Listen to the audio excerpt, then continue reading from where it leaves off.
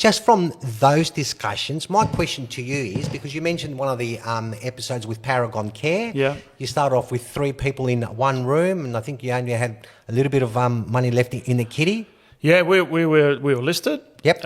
It was a turnaround story. Was it a cash box? Yeah, back then, effectively we were a cash box. So do you want to explain what a cash box is? Yeah. So it's a box of cash. No, it's a so a cash box in ASX terms is effectively a company that's listed, really doesn't do anything, but has money and has an ability to look for opportunities. Now, back then, it was the ASX were quite supportive of that strategy, and so there wasn't pressure to get deals done quickly and so forth. So it was really attractive from an investor point of view. Then it was about the people. So you were investing on the people. Could they deliver on a strategy and so forth? So there was 3 of us in the room. We dealt with all the historical issues in that company. We had no business. And what we did was we went to our existing shareholders. Everybody averaged down from the previous investment because we were fresh board, and we effectively had $1 million in the bank. And so, okay, what are we going to do with this company? And so so our strategy was to build a healthcare company. Right. And when I say healthcare, what we researched in the marketplace, and our chairman at the time, or he was there longer than me, had a background in healthcare, so he had the knowledge and gave a lot, made a lot of introductions, gave us a lot of intel and so forth. And what we found was Australian demographic for suppliers into hospitals and aged care was cottage. What you had was big end of town, so global players, and then you had lots of mum and dad businesses down the bottom. Nothing in the middle tier, not a lot. Oh. And so that was the opportunity. So you saw a niche. Let's build a middle tier. Yeah. We're not going to compete against the big global boys, billion-dollar companies. Yep. But what we're to do is going to roll up. We're going to do an M&A campaign, a mergers and acquisitions campaign, on rolling up healthcare companies and building.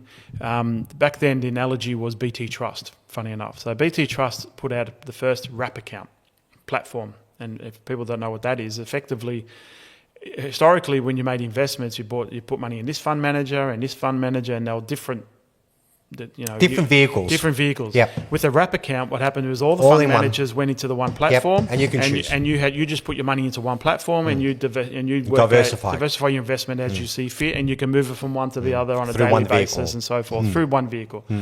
So I use that philosophy for the healthcare system, where not be a one-stop shop for everything, but have a whole range of products and services, because the cost of procuring in the hospital system and aged care to a lesser extent, but still hemorrhaging, was horrendous, because it was such a cottage-like industry. Right. So the strategy was, let's roll up a whole bunch of businesses, let's create a platform mentality on these businesses, and people could, instead of buying 1 product, 2 products from us, they could buy 100 products, 200 products from us, and they get pricing elasticity for it. They get service. They get almost like a one-stop shop concept.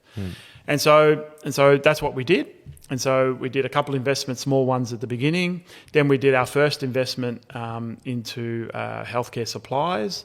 The gentleman of that business that we bought joined our board. And he and it's funny when you have someone like that join your board. Like it's really unique, the mindset. He saw everything that I saw was an opportunity in the marketplace. He saw it as well? He saw it as a competitor. Oh no, that guy. We had an argument one day on this.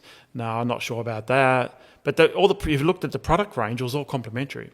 Right. Just his nature, because it was dog eat dog in the marketplace. Yeah. Everybody was the enemy. Right. Right. It doesn't matter if I sell shoes, you sell socks, and it makes sense to put them together. Yeah. Everyone was an enemy. And so slowly got his mindset away. No, don't think this way, think this way. And then everything became opportunity. And so he knew this company. And so we went on this journey, and he was really helpful, as a board member with his intel in the sector. And so we worked out our next acquisition, which was, I'm going to say, 6 months after buying his business. I can't remember the exact dates, but let's say it's that. And so we negotiated terms, we did our due diligence, and we were getting at the legal stage where effectively, the legals were getting to the back end. We were buying, I'm just going to use the number, $3 million for this business. So we hired an advisor out of Sydney to help us raise the funds for that. Everything was looking good. We got to 48 hours out from the deal. from signing the legals and So you're settling. nearly there, yep. Yeah, nearly there. Yep. I get a call from the advisor saying, we're not going to get the money. Some of our investors have gone cold. I know we told you we had the book covered, but we don't have it covered. We can only get to about $1 million. So you're 2 million short. So we're 2 million short with 48 hours to go. So you can imagine the levels of anxiety through our board and myself and so forth. So we were rattling our brains. Okay, everyone started talking to anyone in our network, any brokers we knew, any investors we knew and whatnot. And it was coming up donuts because we started this in the middle of the GFC. Which was really, really hard. It was really difficult to raise money. Yeah, really hard. Really hard. So, but I'm going to backtrack a little bit now. So after we bought the first medical supplies business, as a listed company, you get daily reports on your shareholders and who buys, who sells, and so forth. So I religiously looked at this, and this name popped up on our register, and he had a decent crack. I can't remember the exact numbers, but I'm going to say it was like $200,000 type investment. Was he a top 20 shareholder? He was top 10, I think, top on the 10? back of that, right? Yep. But I saw this on the daily movements, and so I didn't know who it was. So I went to our team. I said, does anyone know who this guy is? And the new director said, yeah, I know exactly who that is. And once again, it was like the enemy concept again. I said, okay, that's interesting. So obviously that gentleman took a liking to the strategy that we were embarking. And about a week or two later, this gentleman reached out and said, can we have a chat? I'm interested, I'd like to know more about your company. I've just invested in it and whatnot. And said, yeah, absolutely. So we met with him. One of our other directors came with us. That meeting was a really interesting one. He spoke about his business. We spoke about our strategy, what we're looking to adopt and put in place and whatnot. And he really liked it. But he didn't get on fantastically well with one of our other directors. So they butted heads a little bit. It was a bit business practices, pricing, valuations, this sort of stuff. So let's say it was a robust discussion. No one left as enemies or anything like that, but it was a robust discussion. But I walked away thinking, I don't think anything's going to come of that. So we left it. So now I fast track to where the current situation. We're 48 hours out. And you need $2 million. I need $2 million. Don't know where I'm going to get it from. It's really embarrassing in the healthcare sector that you've got to this point where you're going to sign a deal and then you say, I can't write the check. It's going to get spread through the sector that we don't do deals with Paragon because they can't write the check. Is there a break fee? No. I very rarely did I agree to any break fees, and you're probably going to ask me what a break fee is now. I would have had one. I would have had you hanging, let me assure you. Yeah, you might have had one, but I wouldn't have been signing it. Okay. But a break fee is effectively where if you sign to do a deal and then you can't write the check, you got to pay a fee. Then you got to pay a fee to effectively. It's in concept is to cover the inconvenience and the fees that companies spent to get to that point. So on $3 million, it could be up to $300,000. Yeah, if it was 10%? Potentially 10%, yeah, it could be that high. Yep. Okay. But as I said, I didn't agree to it. Not that the vendor was proposing that. So the next 24 hours, we just had discussions after discussions, talking to people and whatnot, but couldn't get anywhere. So it got to about 6 o'clock the next day. So this is the night before we were signing. Wow. And the Sydney firm still came back and said, sorry, we're still donuts. We had a mill. We can get you the mill, but that's it. You've got to find somewhere else. Thanks. That's great. And then for some reason around, I'm going to say like 5:30, 5:45 in the evening, in the late afternoon, it popped in my head about the gentleman who popped on our register and came and saw us. Oh, the top 10 shareholder. Yeah, and I said, I'm just going to have a crack here. Like, what have I got to lose? So I'm going to have a crack. So I rang him up. Desperate. And I said, so-and-so, I won't mention his name. I said, so-and-so, can I come and see you? I have an opportunity that I'd like to talk to you about. It's of an urgent nature. Can I come and see you now? To his credit, thankfully he wasn't doing anything. He didn't have any family functions or anything like that. He said, yeah, come now. Gave me his address because I didn't know where he lived. So he gave me his address and it was out in Mulgrave. So I went and saw him. Has this sussed you out? Pardon? Has this sussed you out? Like, why in the hell are you going to come and see me? Oh, yeah, for sure. He's a very shrewd individual. Yeah. So, Yeah. you know me. I'm not much on the small talk stuff. Yeah. So basically we sat down and he said to me, what do you want? There you go. Why are you here? There you go. And so I was very transparent. I knew he wanted us to buy his business. Oh, because you've had that conversation. Yeah. Right. And because there was a bit of loggerheads at that meeting, we never got to any landing point on that. Yeah. But I knew he was keen on that. Yeah. And so I said I was transparent with him. So I walk-crossed him. And what walk-crossing means is effectively because he's on our side of the fence, he can't trade in the stock until the news of what we're doing comes out. Or I let him know that we're not doing the deal and there's nothing to worry about. So he agreed to that. As I was transparent, I said, look, I've got this $2 million hole. This is the acquisition. You know it. I know he knows it. So he goes, oh, that's a good one. Good price too. Well done. So he liked it. Okay. And I said, I need to fill this $2 million. I have no idea. Like, I didn't know this guy very well. So I had no means of knowing he could write a check for $2 million. But I said, I don't care. He's going to tell me no. I'm not going to say no to myself. And so I sat down with him. We discussed the terms and whatnot. He was open to it all. What I did for him, obviously outside of agreeing on and I'll talk about the deal itself, was I knew he wanted us to buy his business, with subject to commercial terms. So I gave him a verbal and gentleman's agreement that if he helped me on this situation, and I had all these other opportunities that were on the table for discussion and negotiation, I would put them to the side, and the very next deal I would focus on is his. I did not make a commitment to buy it. That's my next question. No, I made a commitment to look at his business, but if his business was profitable to the level he had communicated and the valuation was at a level that made sense for us, then I gave a commitment that if those two boxes were ticked and we could work out how to fund it, then 99% of chance we would do it. So I'm not going to waste your time. Out of curiosity, when you say valuation, what multiple were you using to acquire these businesses? Between 3 to 4 times. There you go. Car wash businesses.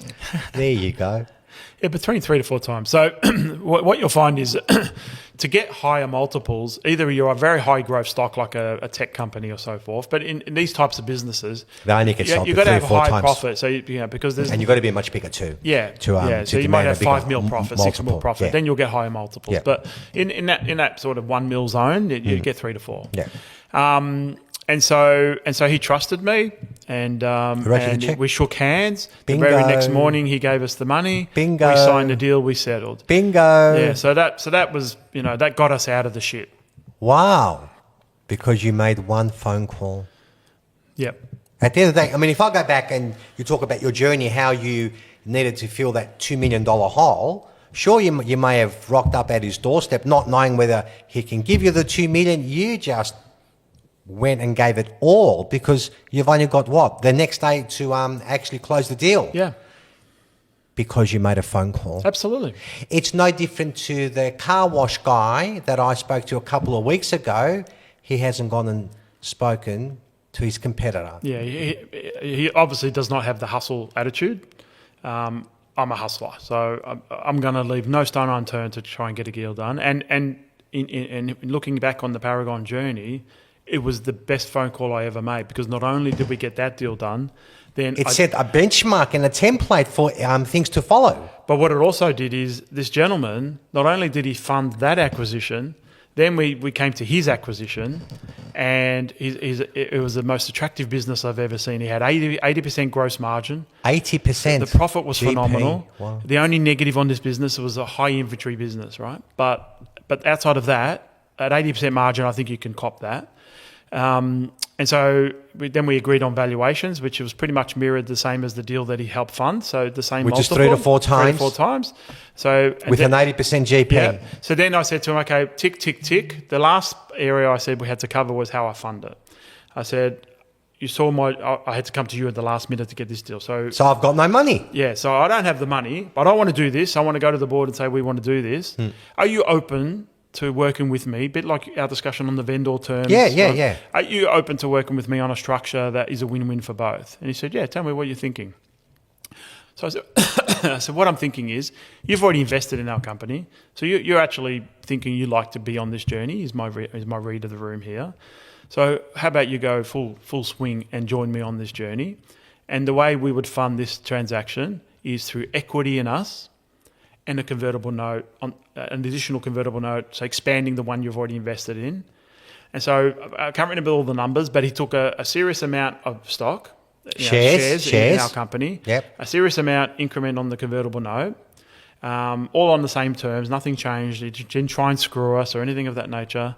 And we effectively bought this $1 million profit business into our company. On an 80% GP. And didn't have to worry about debt, didn't have to worry about funding, raising capital. Bingo. It gets better. So he's so hooked in us, embedded in us. Can I have his name and number? I want to go do a couple of deals with this guy as well. This guy's fantastic. Yeah, sometimes the harder you work, the luckier you get. get. No, I agree with that. And we got really lucky with this guy, right? He was a real benefactor of the company. So I used to catch up with him all the time and whatnot. And so we had the next opportunity. It was probably 6 months down the track, right? Yeah. I was probably buying businesses every 6 months. And so we had the next opportunity. And You've gone back to him? Well, because I was in regular dialogue, he just said to me, keep me in mind. For the next one? For whatever you're doing, keep me in mind. Who needs a bank? So this guy, he's got a fair bit of money behind him, right? So we had the next one. It wasn't a big transaction, but I think we needed, they were taking some shares, but there was an upfront component. It was a father-son operation.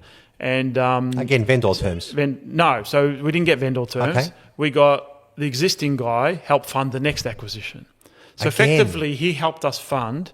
I'm going to say it was about I'm going to say it's about $3.5 to $4 million of EBITDA. Sorry, EBITDA. Can you just explain earnings before interest and tax and depreciation, right, and amortization. He helped fund pretty much the majority of that profit to help us get us on our way. And he took a lot of shares, and then his convertible note that he took, he ultimately down the track converted into shares.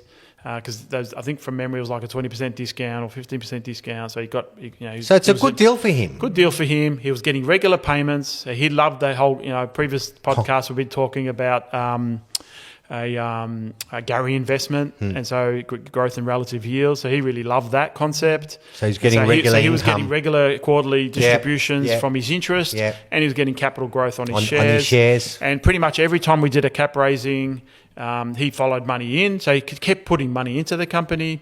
He was the number one shareholder on my 10-year journey. I'm going to say probably 5 or 6 years of that journey. He was the number one shareholder. So he's made some serious money. Yeah, he loved that, but he put a lot of money in, right? So I don't know what his average price would be. I hear you. But yeah, no doubt he would have made money. And then it was only when we started doing quantum leap. So then we did 3 acquisitions at once and raised $40 million.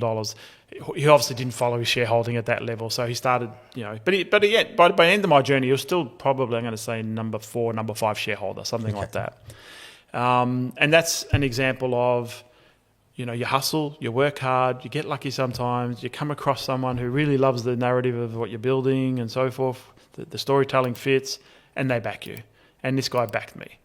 And he backed the board, but, I had the strongest relationship with him. And knowing you, such a dogmatic attitude or personality, that's the way that I can characterise you.